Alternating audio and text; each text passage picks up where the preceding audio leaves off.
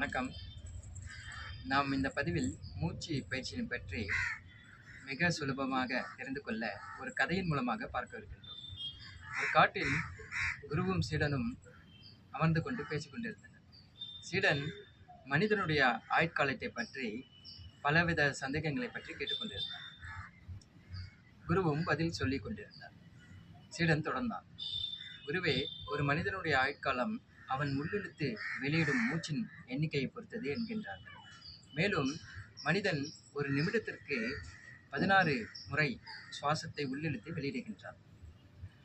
அவை பாதியாக குறைத்தான் என்றால் அவனுக்கு ஆயுள் 2 மடங்காக அதிகரிக்கும் என்கின்றார்கள்.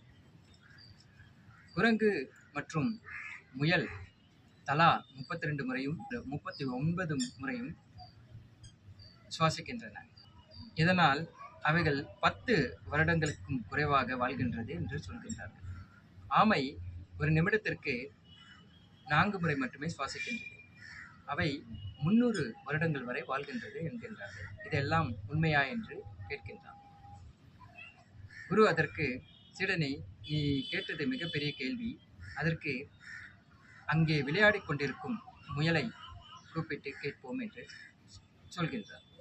உடனே சீடன் முயலை அழைத்து, முயலே, நீ ஒரு நிமிடத்திற்கு 39 முறை உள்ளிழுத்து வெளியிடுகின்றாய் உன்னுடைய சுவாசத்தை. அதை பாதியாக குறைத்தாய் என்றால் உன்னுடைய ஆயுட்காலம் 2 மடங்காக அதிகரிக்கும் என்றார். உடனே முயல் சீடன் சொன்னதை பயபக்தியுடன் கேட்டுவிட்டு நன்றி கூறிவிட்டு சென்று விட்டது. இதை பார்த்து கொண்டிருந்த குருவோ, சீடனே, நீ சொல்வது அனைத்தும் சரிதான். ஆனால் முயலின் தற்போதைய ஆயுட்காலம் எவ்வளவு என்பதை தெரிந்தால் மட்டும்தானே உன்னால் அதனுடைய ஆயுட்காலத்தை 2 மடங்காக கணக்கிட முடியும் என்றார். சீடன் ஆமாம் என்றவாறே முயலை மீண்டும் அழைத்தான். முயல் மீண்டும் வந்தது.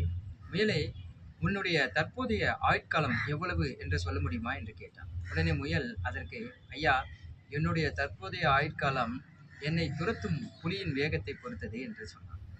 முயல் சொன்னது சீடனுக்கு புரிந்ததோ இல்லையோ, நமக்கு புரிகிறது. ஒருவனுடைய ஆயுட்காலம் மூச்சின் எண்ணிக்கையை பொறுத்தது அல்ல என்பது தெரிகின்றது. மேலும் மூச்சின் எண்ணிக்கையில் தான் ஒருவனுடைய ஆயுட்காலம் அதிகரிக்கும் என்பதை அறிவியல் பூர்வமாக இன்னும் நிரூபிக்கப்படவில்லை. அதனால் நாம் அதற்குள் செல்ல வேண்டாம். அதுவரை நாம் மூச்சு பயிற்சியை நம் நோய்களை நீக்கும் மற்றும் நம் மன அழுத்தங்களை நீக்கும் ஒரு மிகப்பெரிய சக்தி என்று நாம் குறிப்பிடலாம். மூச்சு பயிற்சியில் பல வகை உண்டு. அதில் ஒன்று பிராணாயாமம். அஷ்டாங்க யோகத்தில் பிராணாயாமத்தை ஒரு முக்கியமாக மூச்சு பயிற்சியாக கருதப்படுகின்றது. இந்த பிராணாயாமத்திற்கு நம் உடலில் உள்ள அனைத்து நோய்களையும் குணப்படுத்தக்கூடிய ஆற்றல் உண்டு. மேலும் குணப்படுத்த முடியாத நோய்களையும் கட்டுக்குள் கொண்டு வரும் ஆற்றல் அதற்கு உண்டு. ஆனால் இந்த பிராணாயாமத்தை செய்வதற்கு முன்பு நாம் சில பயிற்சிகளை செய்தாக வேண்டும். யோக பயிற்சிகளை செய்ய வேண்டும். நியம கோட்பாடுகளை கடைபிடிக்க வேண்டும். அதாவது ஒழுக்க கோட்பாடுகளை கடைபிடிக்க வேண்டும்.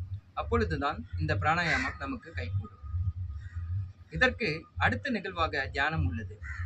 தியானத்தை பற்றி அடுத்த பதிவில் நாம் விரிவாக பார்ப்போம்.